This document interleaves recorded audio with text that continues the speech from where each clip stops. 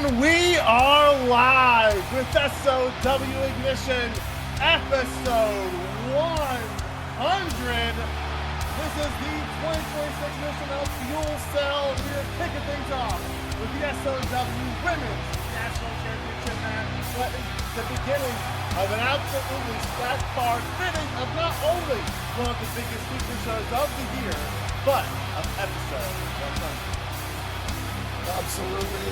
And we have a lot of show, like you said, here for you guys tonight. We have 4 separate title matches, including this one that will be starting our show off, as well as 3 matches from round 7 of the Emerald League.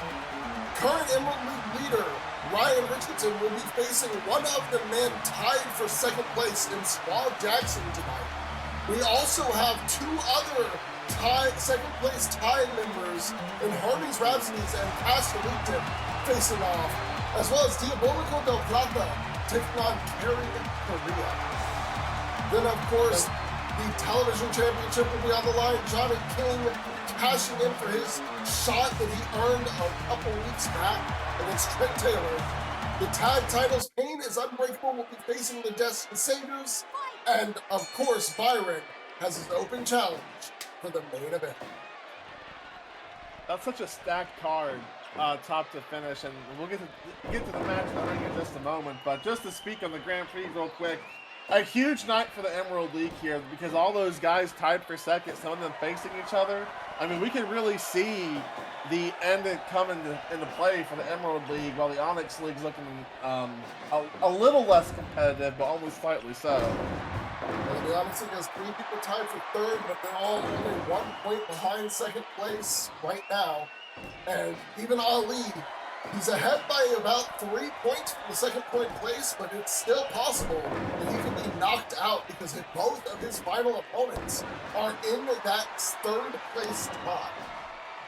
If they both win out from here, they actually take Ali out of the tournament, despite his performance so far. So nothing yet set in stone.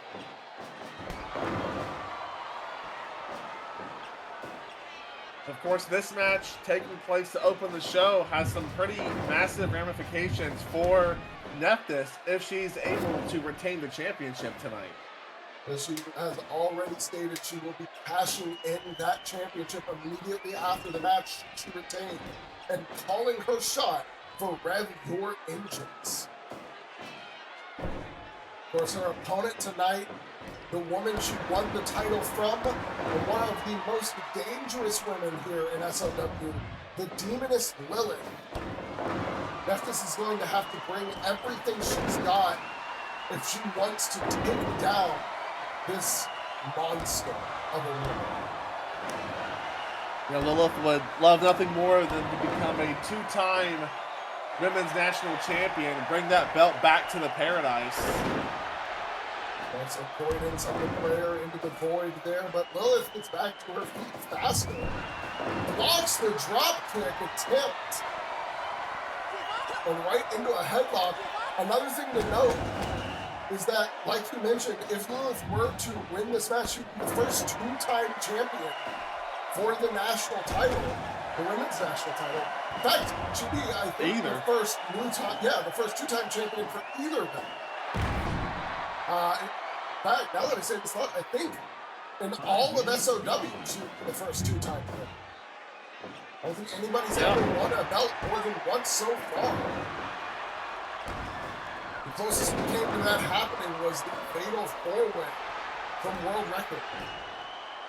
And once again, avoids the prayer into the void, goes to the drop kick, this time lands it square to the jaw. The demon is back to her feet. But Nephthys seemingly unfazed so far, and looks like she's waiting for her to get back in the ring. She's able to catch her breath. Nope, another counter. Lots of counter wrestling in this match, especially from Nephthys. She has got Lilith pretty well scouted out here. And she's coming into this match way more prepared than I'd like to give her credit for. Well, you know Nephthys spent plenty of time prepping for this. She's probably known this was going to be her final title defense challenge the entire time she had the belt. From the moment Lilith refused to call in her own rematch clause. And notably, this is not a rematch clause match because Nephthys made the challenge to begin with. Should Lilith lose, she only faces the regular penalty. Yep. She pretty much just said outright she wasn't using her rematch clause because she didn't want to. Absolutely. It was, at the time, she was going for the World Championship. Of course, we found out later that Kari, the one who would win the title and is our current world champion, was also part of the Paradise. So they had a secret weapon as well as a very open weapon in that Grand Prix. Yep, they felt like one way or the other, they were going to bring that championship to the Paradise, whether we knew it or not. And that is exactly how it ended up happening. I mean, the finals was Lilith versus Hikari. One of the two was going to be the one to face Aiko. And both of them showed success in defeating Aiko in that tournament. Shocking us, especially. Oh, absolutely. Now putting on the big boot, discus big boot, taking Nephthys straight down. Nephthys gets back to her feet. Meteora! But Another great counter. But Lilith almost looks like she's not taking any damage in this match. And you know it's not true because you've literally seen it. But, I mean, she just keeps getting right back up. Yeah, she's been popping up move after move. Even if she stays down, it's never for that. Oh my God! But now it's Nephthys' turn. Adrenaline rushing through after that power bomb backbreaker.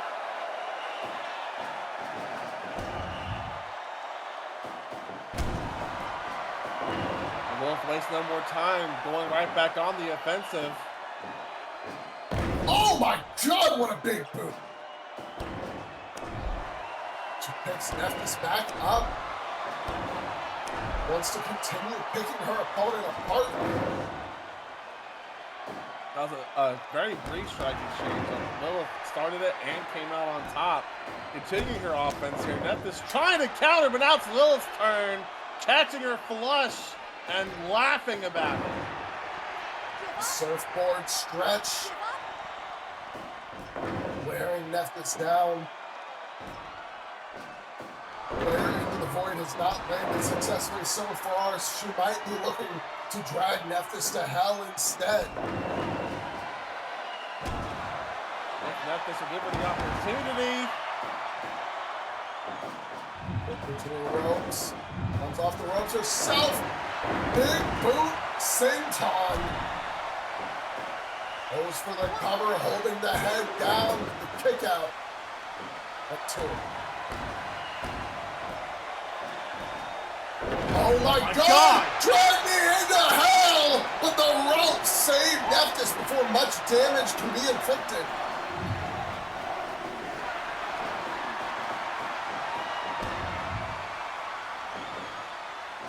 That was a very powerful statement from Lilith. If Nephthys didn't have the wherewithal to get her toes on the bottom rope, which she did, could have been it. Flying Enziguri off the top rope. Nephthys continued to be worn down by Lilith here. Stretch after stretch. Focusing the back and neck area.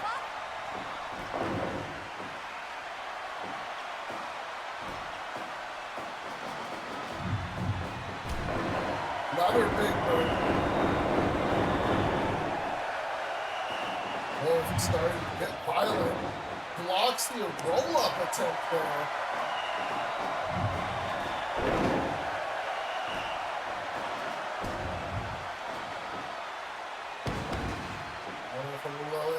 Drops over the body slam. Nephthys gets up. Drop kick counter to the chest.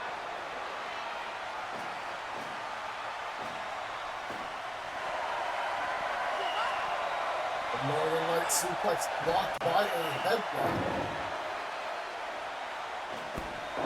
Oh my God, he's booting her so hard that Lilith lost her own thing. Champion has pulled out a chair. Sets it down precariously over in the corner.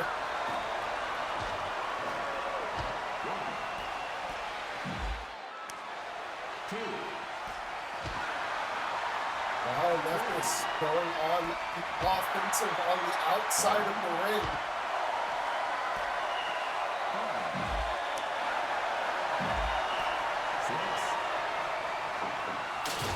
Back in the ring at 6. Followed closely by Lilith.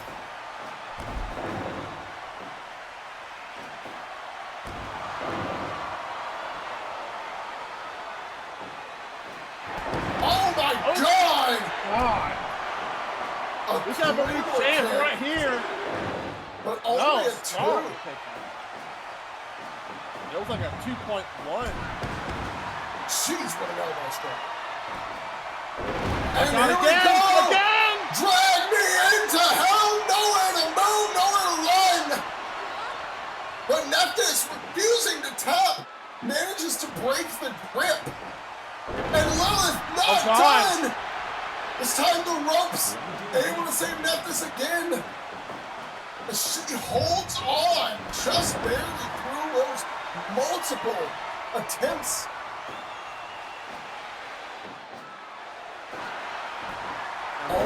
Oh my God! I thought she was gonna do it again. I think she wanted to, but her grip slipped after the backstabber. She couldn't transition it. However, it looks like, yes, same time, oh my picks God. her up, put her into the board. This could be it. The Paradise might reclaim the no. Whoa! How? How is Nephthys still in this match, or is this just pure instinct?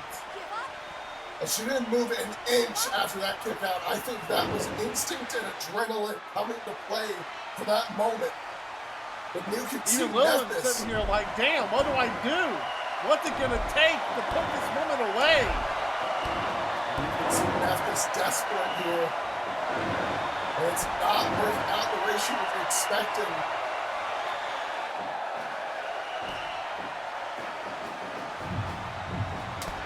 And there is another jumping single leg drop kick. Often better known as the Claymore.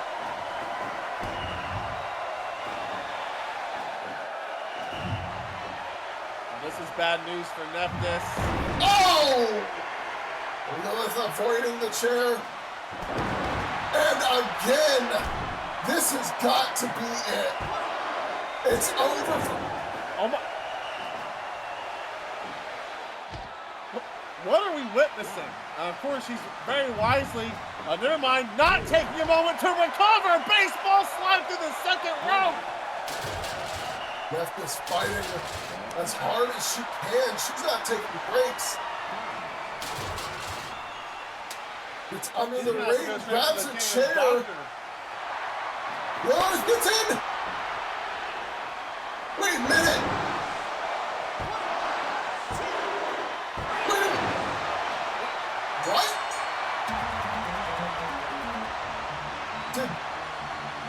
Did Nephthys connect with the chair? As The ref didn't see, because it looked like Nephthys was just trying to get rid of the chair, but I think she caught her in the head.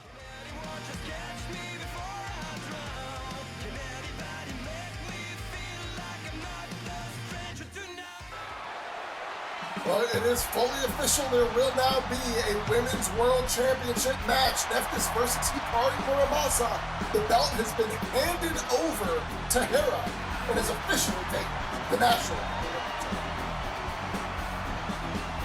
With that, we actually do have another short announcement that the Queen of the Hill Battle Royal will once again be returning, and it will be for the Women's National Championship. The belt will just be on the line.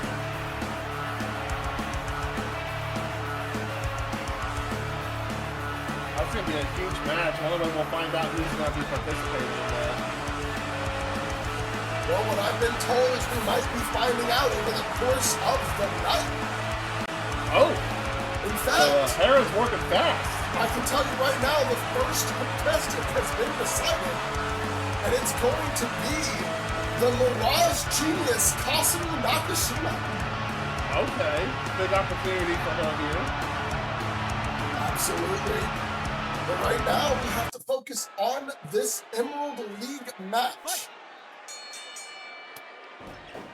Right now, in the Summer Grand Prix, Kerry Korea and Diabolical Del Plata, both men sitting at 2 and 4. So both men desperate for a win here. I mean, at this point, it's almost impossible, I think, for them to climb out.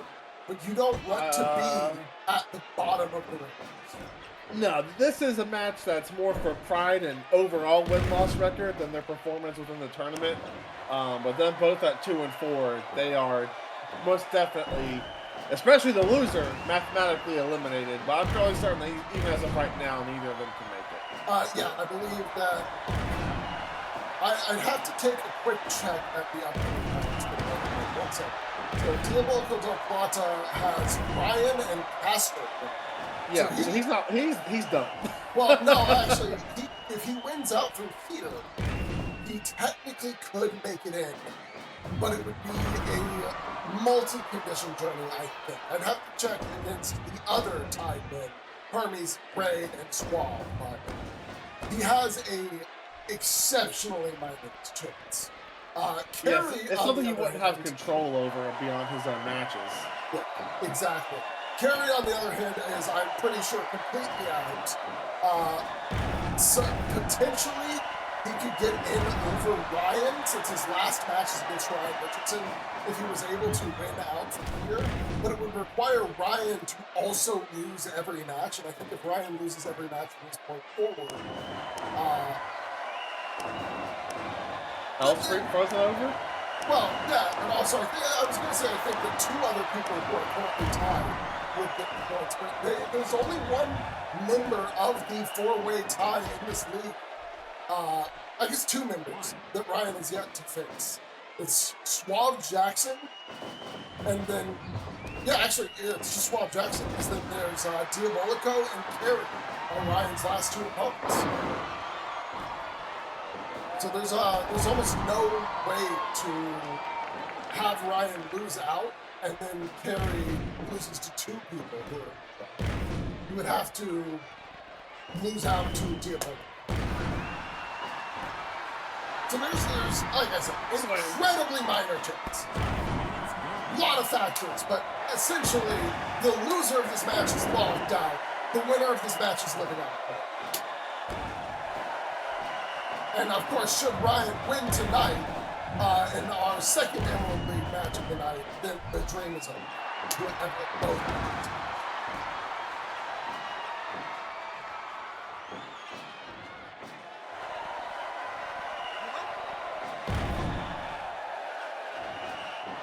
Diabolico putting in the hard work right now.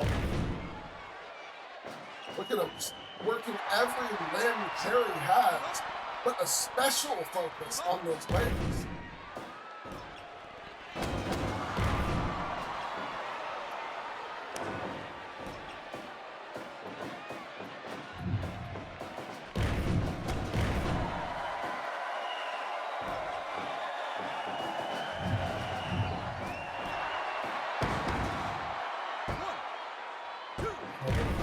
With that crucifix, but only a 2. A nice kick out from Kerry's. We've seen, of course, him more wrestling in a tag team most of his SOW career, but especially as of this year with Disruption and the success they had early on. So Kerry's been doing a pretty solid job. Manages to slip out of that hold.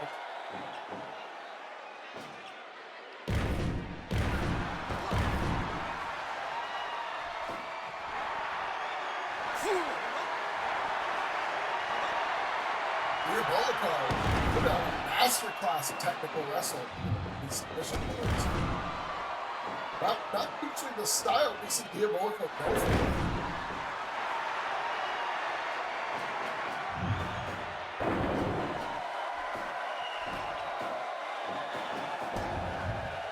usually been dropping out bigger moves. But Carey seems to not be giving him much chance. And a sliding elbow to the chin. Goes for the cover. Only enough. Well, now falling into a bit of a trap here by Diabolico.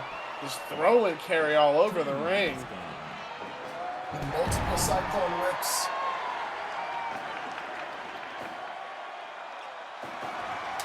Oh, roll up. Catches him tight, too.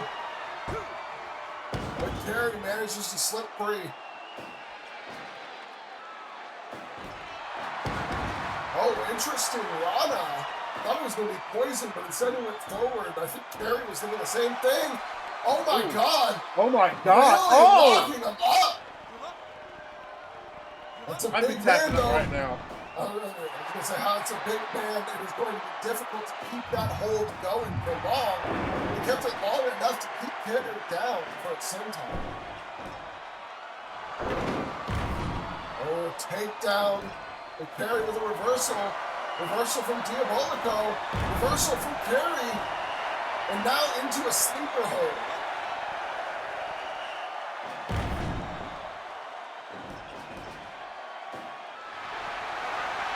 Reverse Boston grab. Oh my God! Death Angle Lariat! Oh my God! Diabolico trying to show off with the backflip off the ropes and got caught. Carey was like, none of that bullshit. Here is a lariat. But Diabolico was able to survive it. Rolling punch from Carey. Diabolico back to his feet. Poison Rana.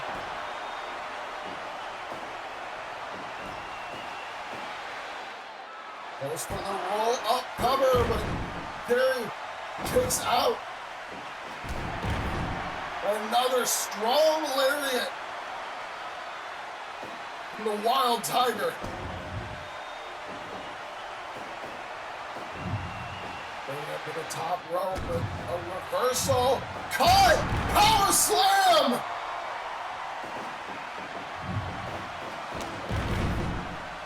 And Enziguri off the rebound from the ropes there. Another roll-up attempt from Diabolico. And Carey kicks out again. Diabolico looking for that Diabolic bomb. Carey fights out of the bucket, tossed out of the ring for his troubles. And taunted. There's a Steiner to the outside. Taunting a little as he goes for that lockup. Carey managing to reverse out, but here he goes again. Locking him up, this time on the outside. He's going for count out. No, but Carey back to his feet. Oh my God, what a suplex.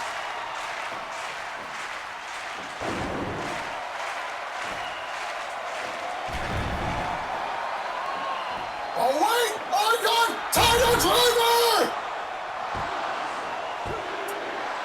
And he gets it! Oh, he got it!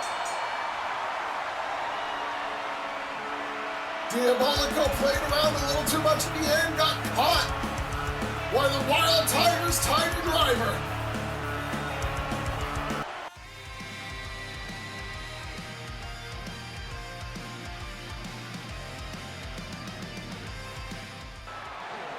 All right, it is time for the television championship match. This will be, I believe, the third title defense for our fourth champion of this belt's lineage, although it was not always called the television championship. Let me just double check on those statistics. Yes. Currently the champion is sitting at 50 or 49 days.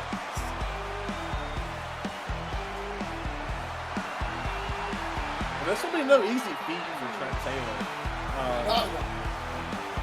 I mean, his title run could come to a very sudden end tonight. This is the bounty hunter, Johnny King's. I believe this is his 4th or 5th attempt. I think it's his 4th attempt at winning a championship here at SOW. He's challenged for the world title at least once, and the national title, I believe, twice.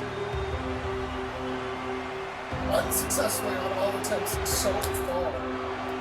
However, that does not mean that things cannot change, that what could not be in his favor for tonight. But it won't be an easy match.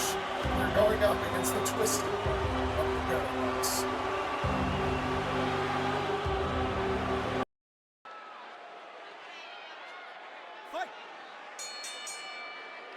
This has a surprisingly big fight feel to it. This is going to be one of those matches that could sneakily be match of the night. Certainly have to see it as a high possibility. Anytime Trent Taylor steps into a ring, he puts on a show.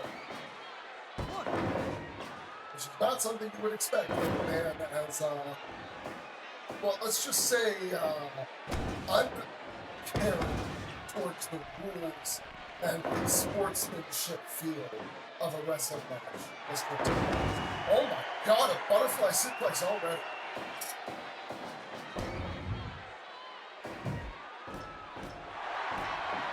Reversal there from Trent, but gets caught. And a massive drop kick from the top. Johnny King is not trying to work slowly in this match at all. No, he is taking the fight straight to Trent Taylor, which is probably a fairly good strategy. Of course, Trent Taylor can take a ridiculous amount of damage, but go ahead and try to overwhelm him early might be a good way to possibly steal a quick victory. But now, as I say that, Trent followed up and King counters again, so maintaining a lot of control here early on, even slamming him back down to the mat twice. Trent Taylor trying to reverse his way out, gets a cover this time, forcing Johnny to break the hold. That hold came off of a reversal from Trent Taylor's own moves from before. Trent now trying to use his body weight to force Johnny down, and Johnny bridging beautifully, holding into a suplex again with another bridge from the pin. Beautiful counter wrestling there from Johnny.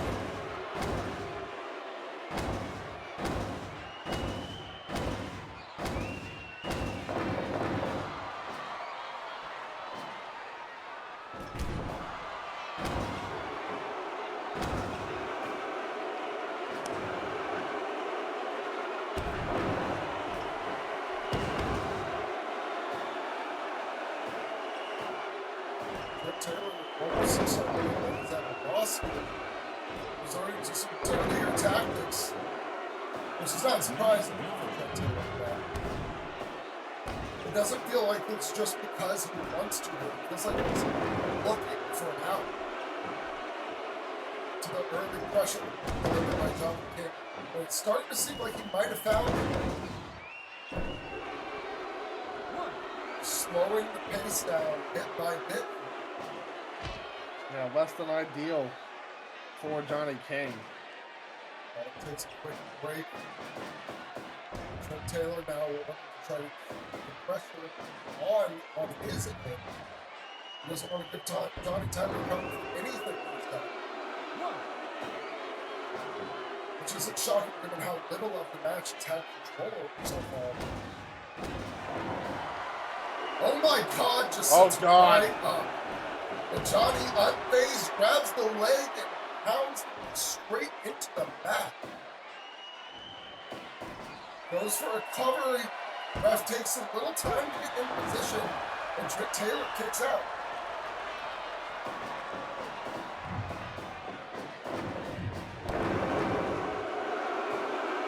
There's a sequence that will give Trent a bit of, I was going to say advantage here, but immediately reversed by Johnny King.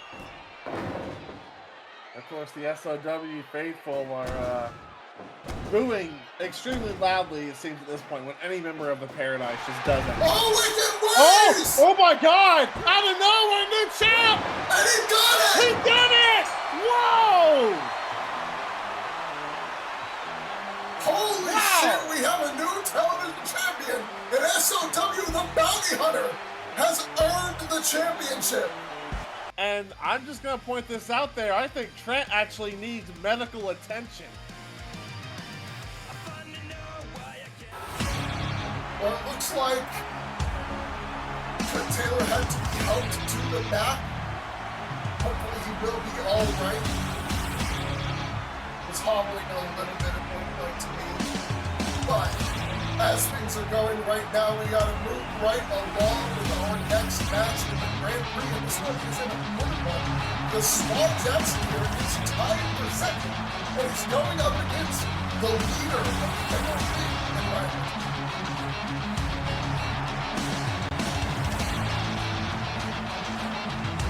I mean, if SOW pulls this off, it will be probably one of the biggest, if not the biggest, singles win of his career. I mean, it would be absolutely massive for him. He would be a former world champion. Ryan Richardson, who has been, to the surprise of zero people, dominant in this emerald. Yeah, probably the most duh thing to ever happen. I would agree. Of course, trailing on his heels, we have Hermes Rhapsodies, El Rey de Guerra, Castellington, and SOW Jackson. All names that are not super surprising to see. Other than SOW himself, near the top of the rankings. This has been SOW's best tournament pretty much ever. The second best would be the World Tag 500, where twice he was near the victory and just came up short alongside tag partner Lars Taylor. Unfortunately, has been removed from the Grand Prix. He contracted the big COVID. And so for the next couple of weeks, he's unfortunately going to have to stay home. His place has been taken in the Onyx League by Slipstream. Similarly, we had some incidents with CC Woods, which led to him having to hand over his placement to stablemate Greg with him. Yeah, even though it's 2026, COVID's still causing a lot of problems out there. So, I wish our guys to get better soon and to come back and be ready to kick some ass. Just, unfortunately, it won't be in the Grand Prix. Yep. Mars was, I will say, not looking hot. He managed to get one big win before he had to step away. But his record in this Grand Prix was probably not where he would have preferred. More than likely not. That said, it was a hard walk, especially with some of the surprises we've seen. I mean, Dakari Oya being as high up as he is after last year's Grand Prix was a huge shock.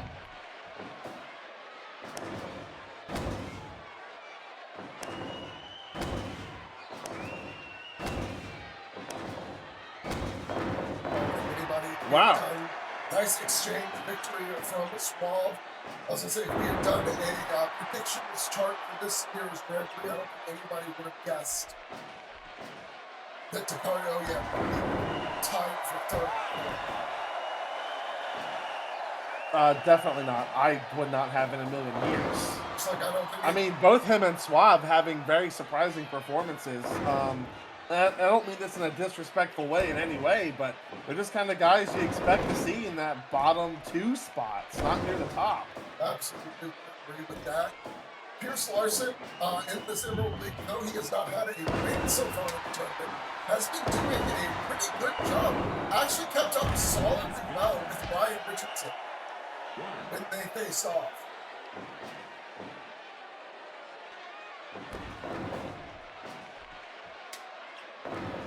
It was a few rounds ago now, but he's had a couple of other close matches where it felt like he might have been able to win, given 2 or 3 more rounds.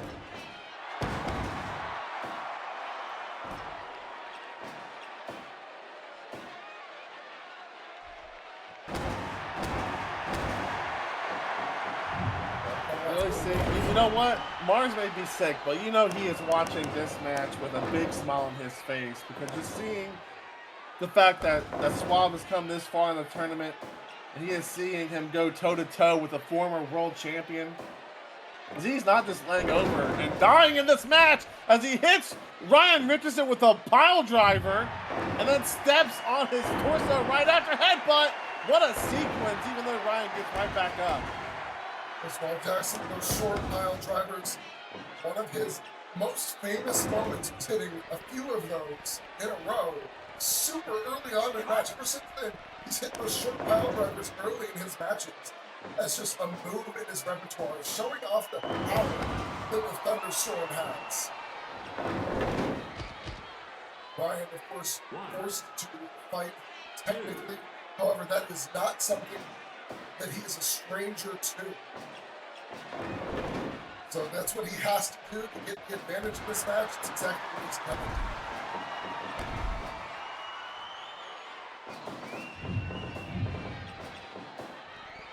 Wait for a DDT. SOW avoids and tries to get behind Ryan, but Ryan with the back headlock.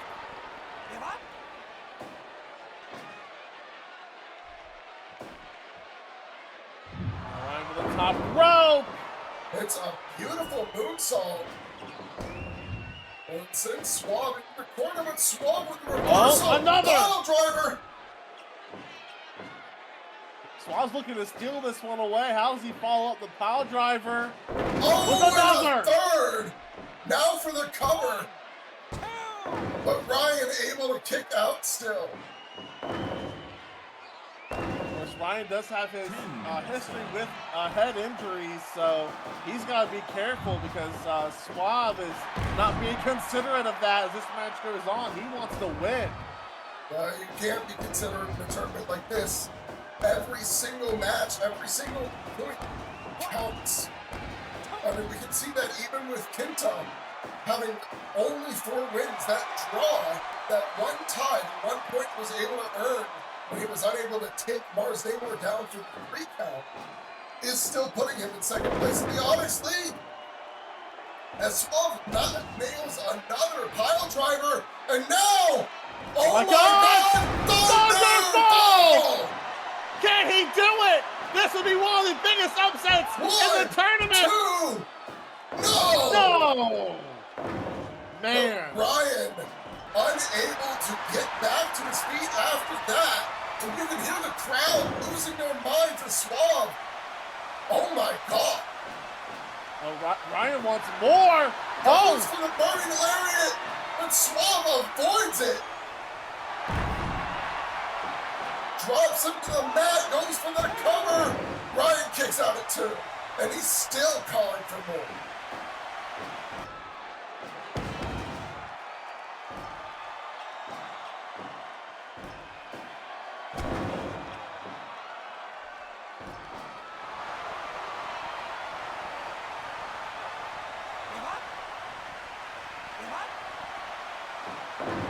The longer this match goes, the more it does favor Ryan with because stamina always being a big issue for SOW.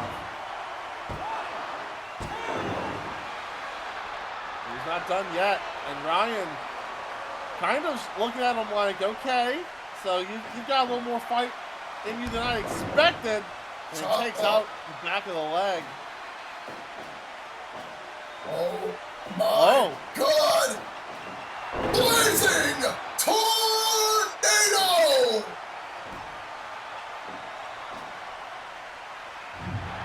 He's not done with Ryan yet. Here we go for a second time.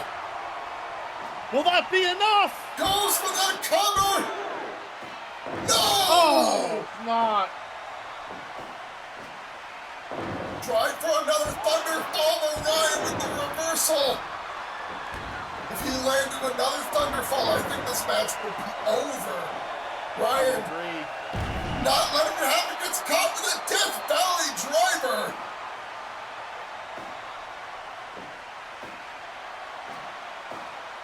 Diamond Head.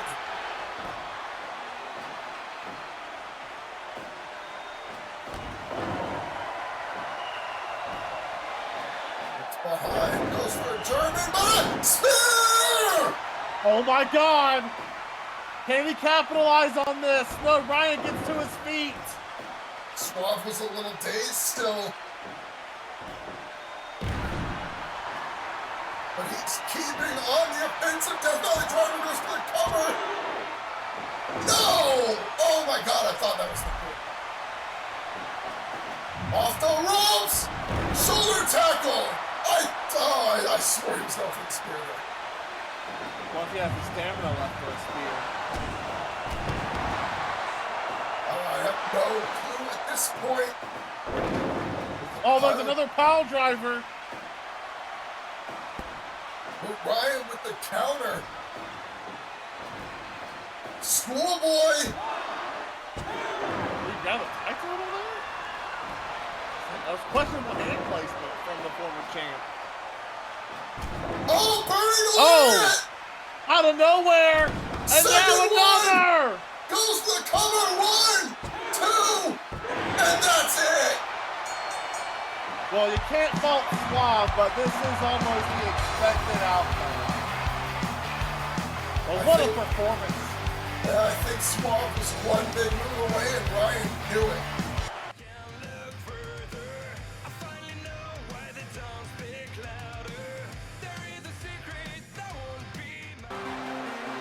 All right, the Tag Team Championships, the Men's World Tag Team Championships are on the line here.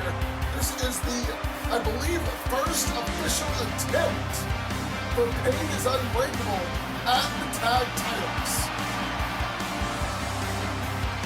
Yep, and we'll just address this now on commentary while we have the chance to. A big reason this match is happening here is simply put, Aaron is mathematically eliminated from the Onyx League. He cannot make it with the remaining matches he has. So kind of cleared out any kind of gray area of what will happen if he won the tag titles tonight. So Aaron's able to sign off on this match happening here, and it was potentially happening after your entrance, depending on Aaron's performance. Right, we have one other thing to note, though, is that unlike the challengers who have been wrestling multiple times a week, every week, so in the past almost 3 weeks at this point, the champions are fully rested. This is actually an incredibly rough time to be challenging for these titles for the Not that would ever slow either of the challengers down, but it's just, when you're facing the quite literal best tag team ever, you don't want them at 100%. Even them at 90%, at least gives you some glimmer of hope. But of course, it is Pain is Unbreakable. Mindset and Aaron both capable of winning big matches on big stages, so I don't want to count them out just because the Simpsons are rested, but it's hard not to lean that way, just on history alone. I would agree with you 100%. Judas Magnus in the shorts this time, not the pants that he usually wears.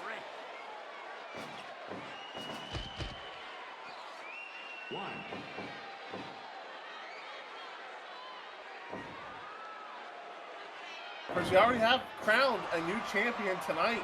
Johnny King capturing the television championship, so maybe it's not completely out of line for a crazy surprise to happen here, considering the scope of this event. No, I don't think ever can count out. Pain is Unbreakable. You can't ever count out either member of it already, but especially not as a duo.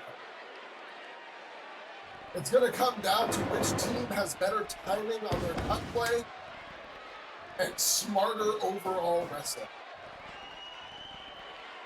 Because neither one of these teams is winning the stamina game. That's for sure. Both of them can go the full 60 minutes.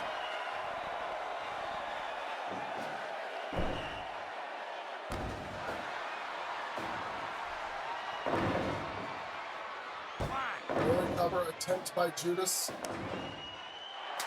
And a smart early tag from Aaron. It's one thing that Pain is Unbreakable might need to do is ensure that neither one of them stays in too long. Because neither one of them is at 100%, like we've said before. So the longer you stay in the ring, the harder the match becomes on you. giving both teammates the chance they need to breathe and recover throughout the match is going to be very competitive. Most definitely. And as we've well documented here, Mike does not have a good Grand Prix either. He was eliminated as well. And as I was talking about Aaron's, because his record was better than Daichi's coming into this match. But not a good showing for either member of Pandas Unbreakable. They've been taking a lot of beatings over these last few weeks. So, yeah, definitely frequent tags are so imperative here against the Saviors. Again, even if they were at 90%, I think they'd have to employ the same strategy. But they're not. The Saviors are not going to make this easy. Oh, not at all. Another thing to note in this match is there is almost no urgency on the Saviors in terms of trying to prove themselves, right? Like, they're already undeniably the best world tag champs we've had in SOW, and the best in the world. The only thing that they could gain from winning this match is just improving their record further and claiming the title of most title defenses alone. Because currently they share it with the Dark Crusade.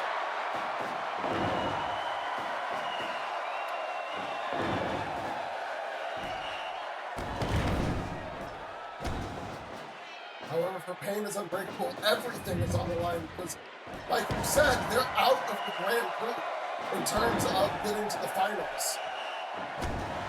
Even if they win out the rest of their matches, they have no shot of actually making the final, semifinal, and final rounds.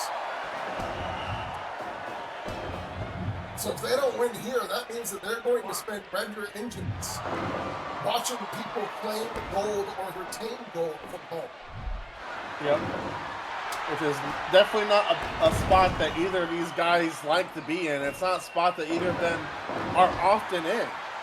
So it's something that would, I mean, it could be a hell of a motivator for the landscape of SOW post-regular engines, but,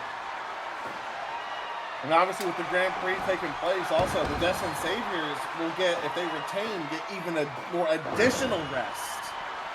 Or whoever challenges them next, because they will not be defending at regular engines because of their defense tonight. Absolutely. Their next defense will likely be Burnout, where the winner of tonight's Open Challenge will be facing the winner of the Grand Prix. Because neither member of, as Byron said, I should say, Byron has specifically stated that no one in the Grand Prix should answer this challenge. I don't know if that's a hard stipulation or more just an advisory from Byron. But I would assume that the contestants that are still capable of winning the Grand Prix will actually continue to focus their efforts there.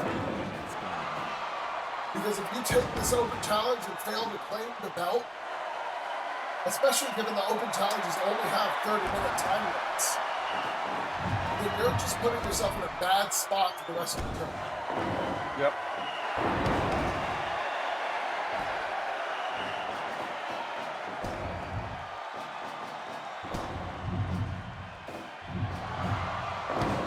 Nice plant. Want to start the pick. Kurata apart, but Kurata flips out of the German, kick to the back of the head, and tags in Judas. Not good for Daichi here. But he actually handles it pretty well. And now it sends Kurata back out.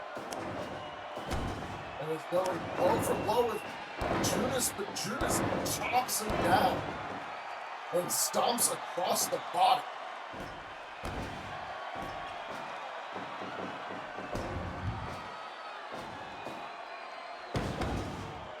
Tag, or not tag, but the step in from Kurata. But Daichi shrugs off the vertical, lines up Judas and drops the leg across the chest of the champion. Whether he's trapped in a rough spot here in this corner.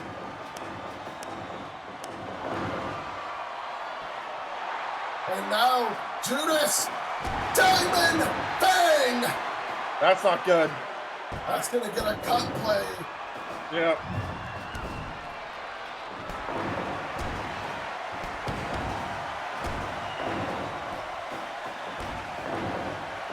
Both sides down one cut play now. Keep in mind that in 60-minute title matches, you get 6 per team. And a synchronous tags for both teams.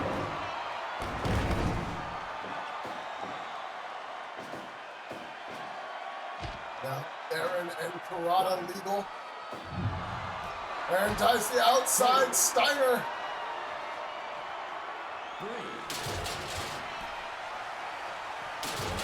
Which don't want to compete too much on the outside of a ring in a title match. 6. We don't want to take risks.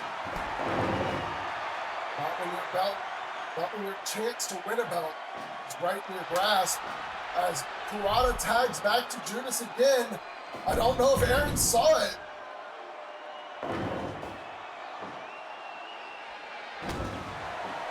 Judas gave him time to recognize who the legal man was, not trying to take an advantage.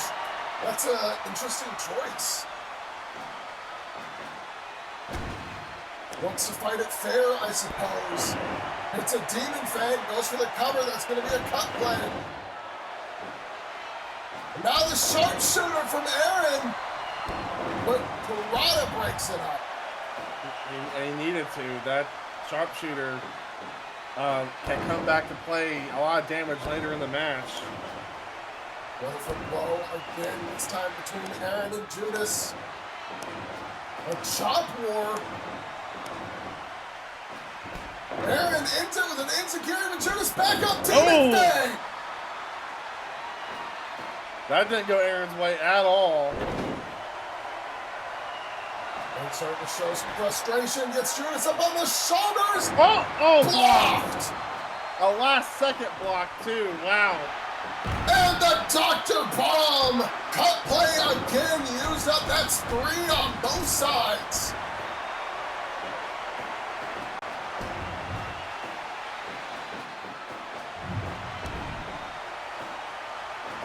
Double team move being looked for here.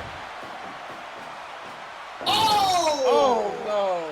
Avoided. Gets him up again. Dr. Bomb. Cut play used on one side only here. That's big. That gives an advantage to the champions, and if your pain is unbreakable, you really could not afford to give. But they didn't have a choice. I mean, that Dr. Bomb could absolutely have been the end of their dreams as well without the cut play attempt.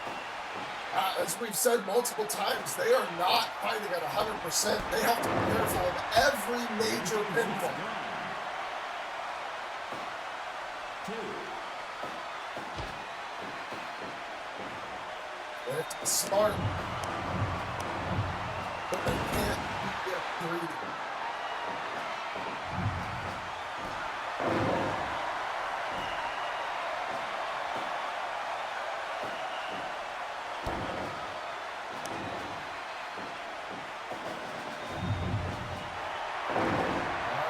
Starting to push advantage here. Goes for the kick, but gets dodged. Double team move again. Will it work this time? Yes! Yes. Square into the chest, but a block! Catches him with the dragon! Snapdragon! Demon Fang! Oh man. The aggression, Aaron Rolls sent it to the out of the ring. outside. He needed that break, though. What he needs now more than anything is a tag.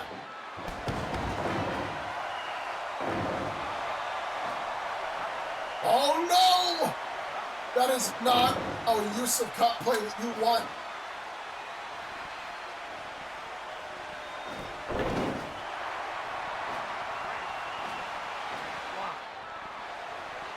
The ref distracted maybe there. Might, I don't know if the ref actually saw him go back out. We'll have to see. But, oh no. Oh my God. Punished hard. But Aaron, he's trying. He wanted to put him to sleep. Gets caught. No. Aoi Shodo Ushigoroshi.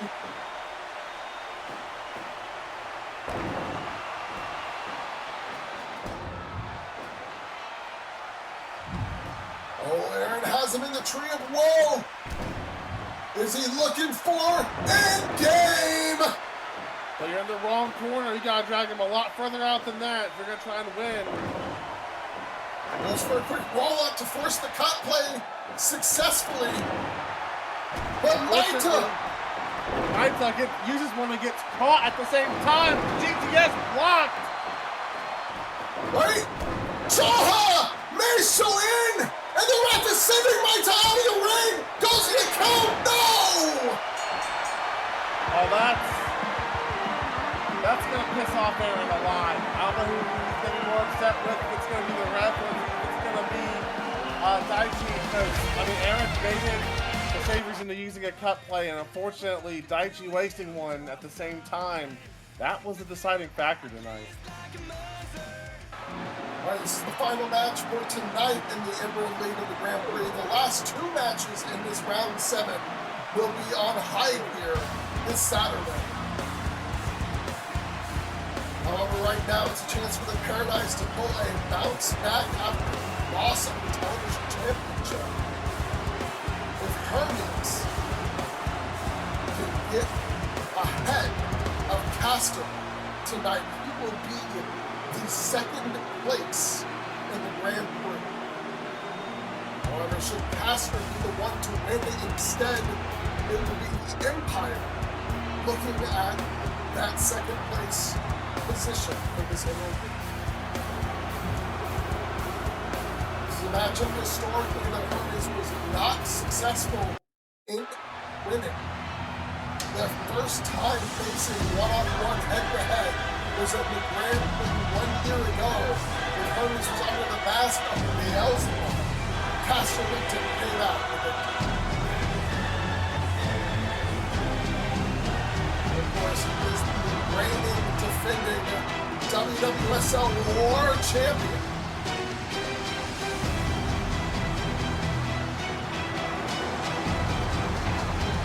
He wants to add more gold. Absolutely, this is a title he won off of Johnny King. It's a good bounce back for Johnny King tonight. Now that you think about it. Well, yeah, absolutely. Lost the World Championship, but successfully claimed the title.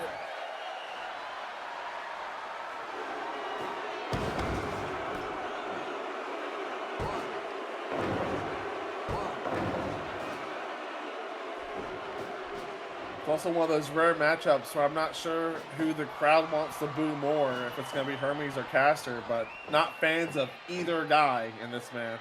They're not large fans, but Castor, his Empire, though they're not slightly cheaters, they're not fan favorites.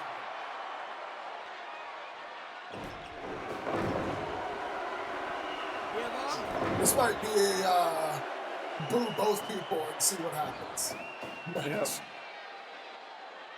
Think about people in the crowd rooting for a tie. Just because chaos. That would be, I mean, that would leave some level of draw for the second place. I don't know how happy either competitor would be about that, though. They definitely both want to get to the finals. Hermes, especially, wants to reach and win the Grand Prix for the second time. Whether it means fighting his stablemate or not, this is something he's done once before. If he were to do it again, he would be the first man to win the Grand Prix twice. But there is another person who is fully capable of doing that in a better position to do so right now, especially with a current win over Hermes in Ryan Richardson. Yep.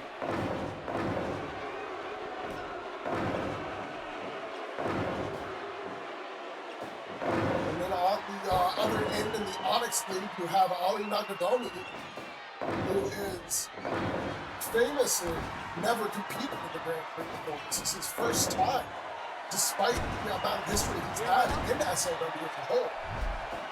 And he is also looking, I mean, currently tied in score with Ryan. He's looking to be a top competitor for the winner. That would give him a singles rematch against Byron he had been hoping for, but that turned into a fatal four-way at World Record.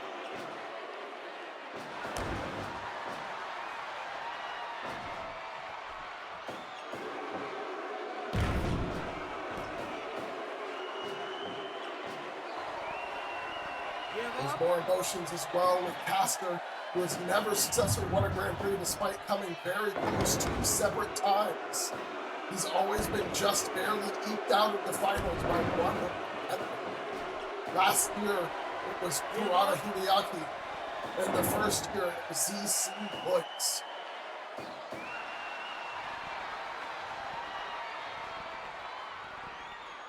Give up. Give up. ZC Woods, a man that Castor was unable to get a rematch against this tournament because he unfortunately had to be replaced by Bray.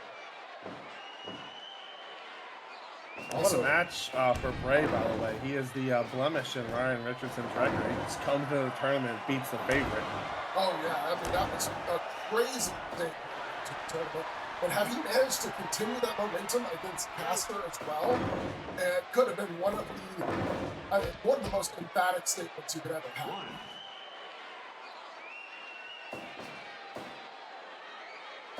Well, Castor is a hard man to take down. Give up. Give up. Especially with the tactics that Bray uses, the more power style of wrestling that Bray has. It's a style that is not strong against Castor.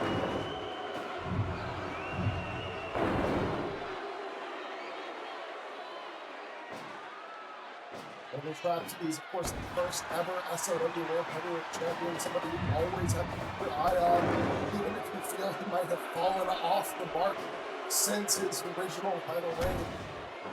You can never count out this somewhat disappointing, at least in the direction he's gone since his title loss.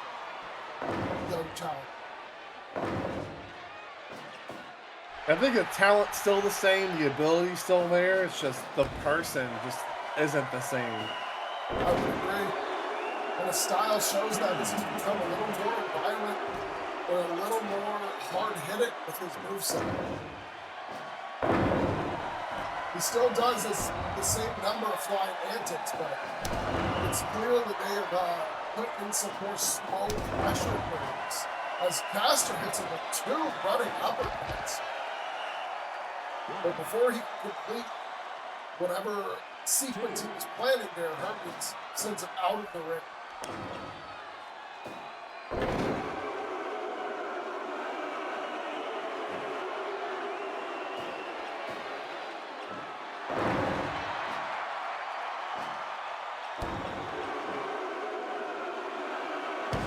Oh, takedown. Knocking up the legs. Reverse figures 4 that we used to make people tap with.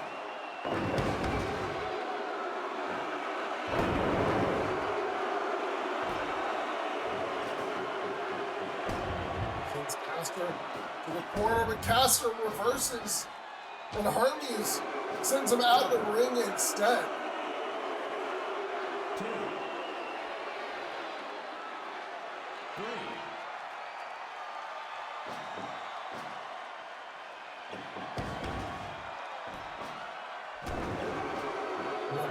Actually having a bit of a struggle. Hermes lines him up. Hellforce DDT. Overtake picking a man Castor size up like that. You can see took way more of Hermes' energy than Hermes expected. Elevated Boston Crab.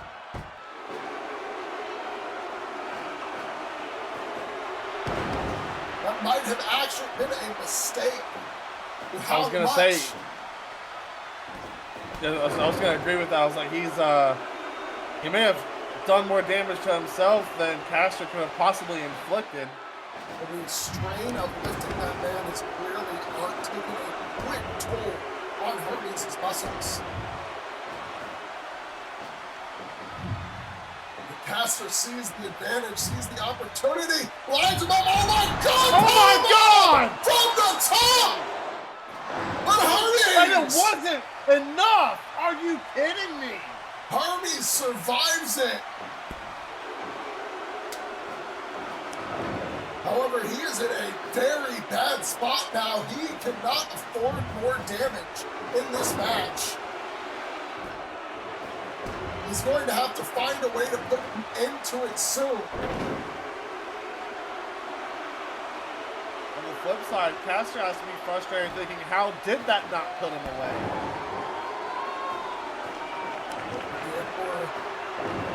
He's a man who can quell those frustrations very quickly and focus back in on getting the victory. German suplex keeps the hold. Oh my God, an hurricane to the back of the head.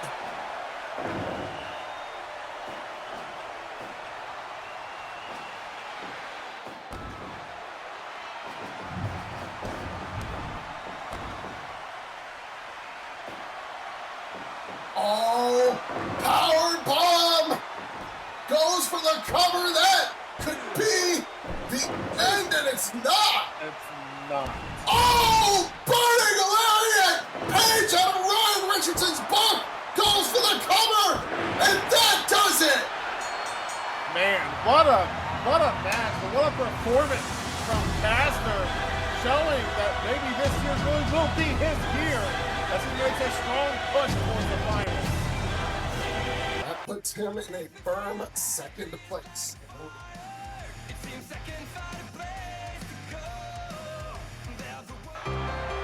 And we have one match left, and it is tonight's main event.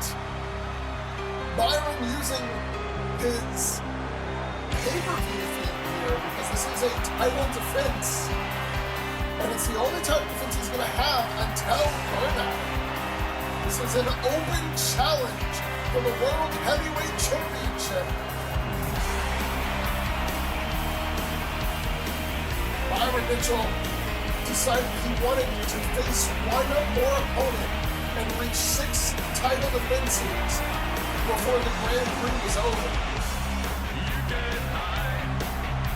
As that would match the number of title defenses that the 2 of our previous champions, Nagatoni Ali and Hermes Rhapsody, had.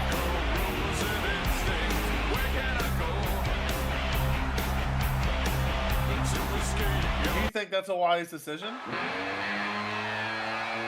Well, we're gonna have to maybe find not. out, because his opponent tonight is the very man who won the WWSL Junior Heavyweight Championship from Hermes Rhapsodies just a while ago. It is the heartbeat of revolution, Toshio Nagi.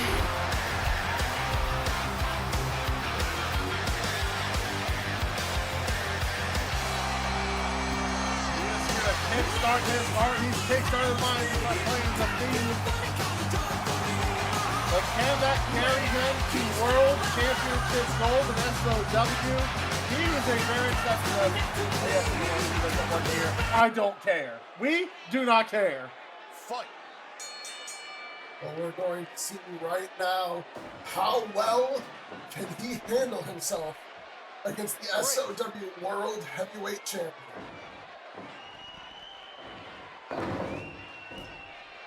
This will be far from easy.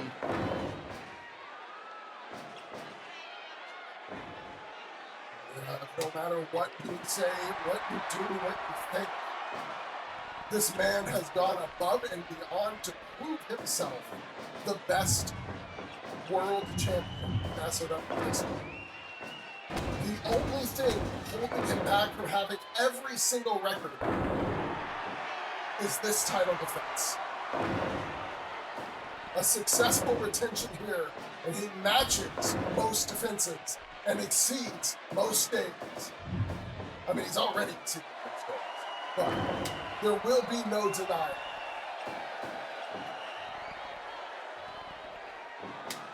Then it'll just be up to Burnout and the winner of the Grand Prix to see, can they stop Byron from taking the record for most points?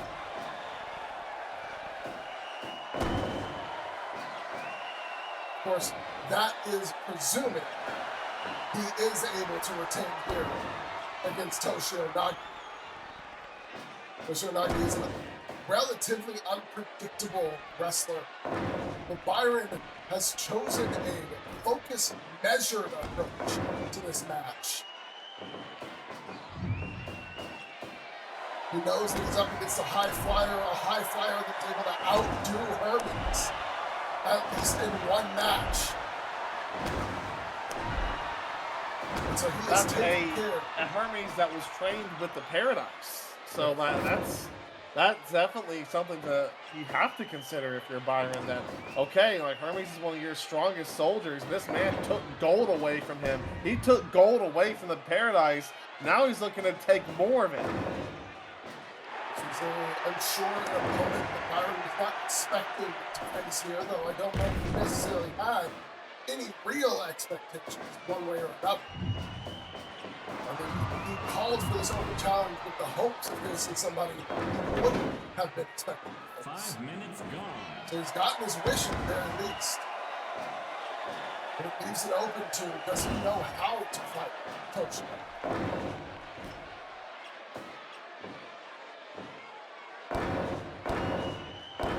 Heartbeat of Revolution. Slowly fighting his way into this match. Byron started by shutting him out of it. Since then, he's found inches to crawl by to get his way in. And right now, back to back to back to back, big moves landed.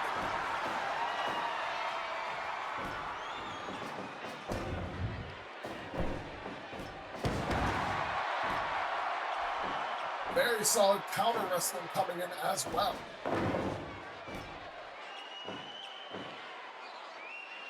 Oh, but Byron's lined up the fist drop. And he's going for that shining wizard to the back of the head and the devil's clutch. God. Give up. Break. He tried to end this match early. Yeah, he was feeling a little pressure. He tried to take it out. But Toshio able to reach the ropes and survive that hold.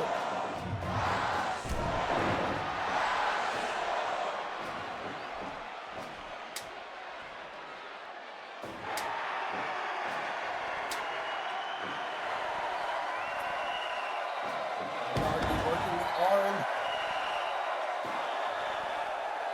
You can wear down the arms of the champion and make it a lot harder for him to hold on to those chokes.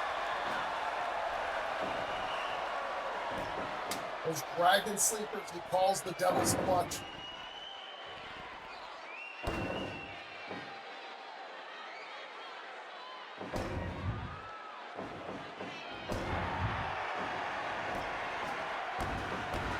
Some step, Kuwata style step kicks.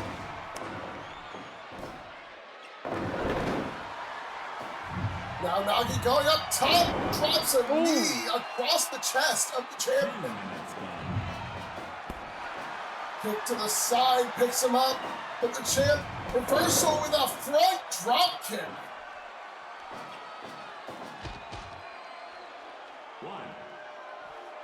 Nagi sends the champ to the outside, takes a moment to catch his breath. He knows he needs to be at 100% at all times if he wants to win this championship.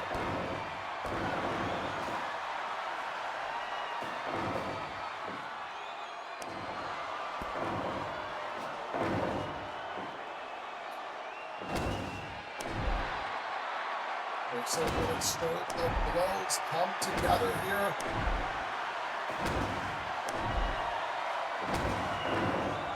those measured strikes. Locks back in. Devil's Clutch far from the ropes, but he breaks the grip. That's that arm work I was talking about earlier coming into play.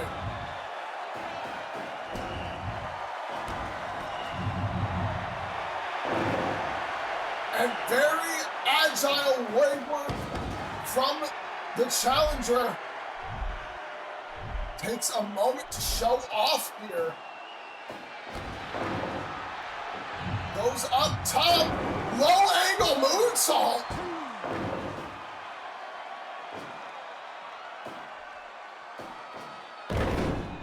But only got a 2, and now Byron back in control. He bashes the head of his opponent into the mat.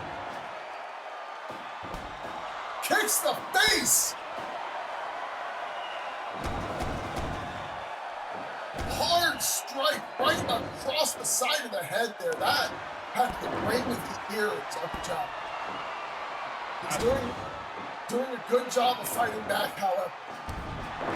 Ooh, a high knee to the gut. Now taunting the champ. Cross body, but only a 1. That's taunting kicks. May have fired the champ up more than he would have liked. He's maintaining control here.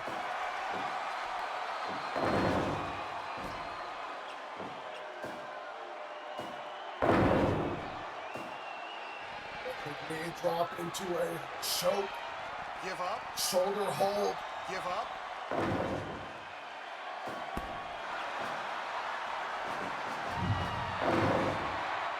Those low drop kicks.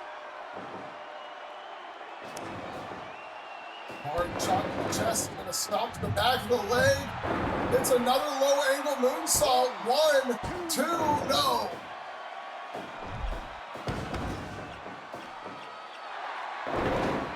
Takes Byron down with some incredible agility. Kicks the legs out from under him, but Byron sends Toshio to the apron. Toshio with a great reversal sends Byron to the outside of the ring. And then dives out after it with a Steiner.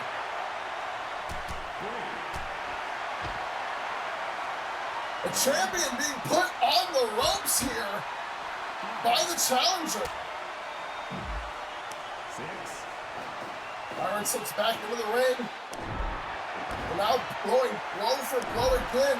Byron's ditching the punches, going straight for kicks to the chest. And finishes it with a kick to the chin. That's Byron's turn with his taunting kicks. As the challenger's been fired up. Goes up top. Hits a senton.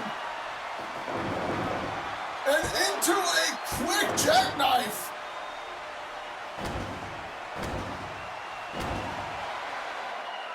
But Byron was able to kick out.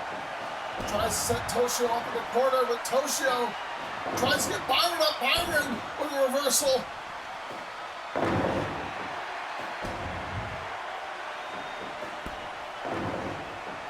Oh my God. Oh my God! Walks the ropes into a drop kick into the chest, sending Byron straight out of the ring.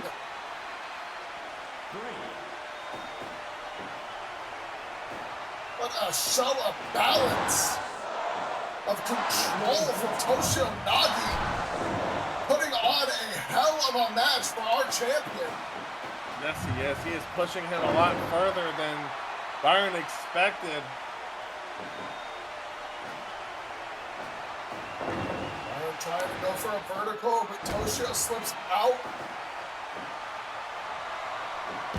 This time picks him up, doesn't go for the vertical, and sent into lariat straight down, but doesn't get the 3. Brainbuster! Goes for the cover. Is that gonna do it? No!